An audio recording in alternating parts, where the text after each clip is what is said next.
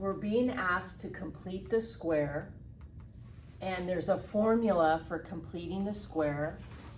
First off, to be able to complete the square, that can only happen when the leading coefficient is 1. But once the leading coefficient is 1, then we use this formula. We take the number in front of the variable to the first power, known as b, divide it by 2, and square it. So for this one here, we're like, what number can we place here to make this a perfect square? Well, the number -18 is my b value. So to figure out what I'm going to use to fill in the blank, I'm going to take b divided by 2 and square it. So I'm going to take this number -18, divide it by 2, and -18 divided by 2 is -9, and then I square -9, and I get 81.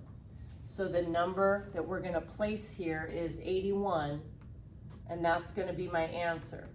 Now, a preview of why we're doing this. If I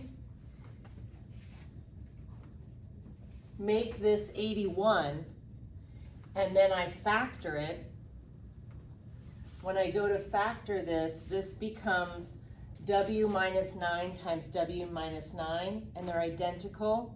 So this is w minus 9 quantity squared. We picked a number that's going to lead us to factoring a perfect square. But for right now, you're just taking the number in front, dividing it by 2 and squaring it, and you get this number here. So here's just one more example. In this one here, I want to figure out what number I want to put at the end. So the b value is 12. So I take the number 12, and I'm going to divide it by 2, then square it. So 12 divided by 2 is 6. 6 squared is 36. So my answer is 36.